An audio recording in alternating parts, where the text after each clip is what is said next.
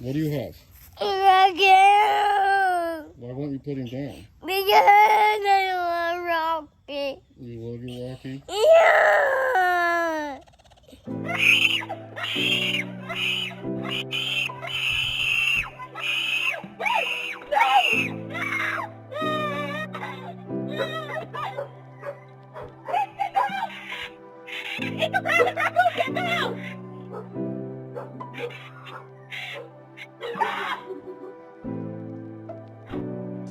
A little boy has a bat fly through his bedroom window. It doesn't bite him, it doesn't scratch him, but he later develops rabies and dies. Or another story where a 2-year-old attempts to pet a raccoon that does have rabies and needs to be prophylaxed because the raccoon ends up having rabies. So rabies is back in the news. Let's talk a little bit about it. Rabies is a disease caused by a virus that is transmitted by way of saliva that gains entry into our systems through bites, scratches, and also through our mucosa, which is our nose and our mouth. In the United States, the vast majority of unrecognized, therefore untreated exposures is from a bat. Bat saliva can be aerosolized and then we breathe it in, so simply being in close proximity to a bat can transmit rabies. This is why if you ever find a bat on you or in your home, it's important to be mindful that you could have had a rabies exposure and seek professional consultation. And of course, I recommend the emergency department.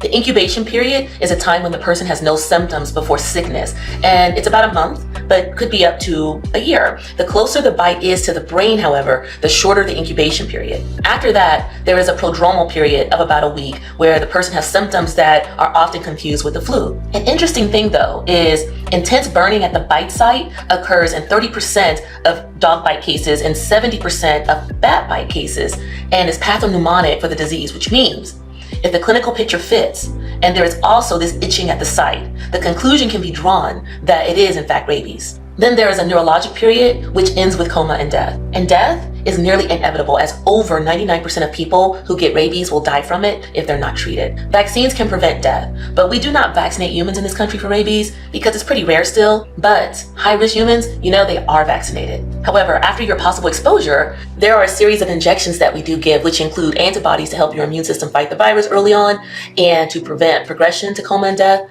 And vaccination is also a part of that. The most important thing I think for you to know is which animals potentially carry rabies, so you'll know if you see a sick animal to avoid it, or if you have contact with a wild animal, you'll know that this rabies is a possibility. Raccoons, skunks, foxes, and bats account for almost 93% of US reported cases of rabies. Bats everywhere are a huge red flag, but you can see that in parts of our country, skunks are problematic, and in other parts, raccoons are the main culprit. So be aware, if a bat is in your home, that's a problem. If you get bitten or scratched by a wild animal, come see me in the emergency department.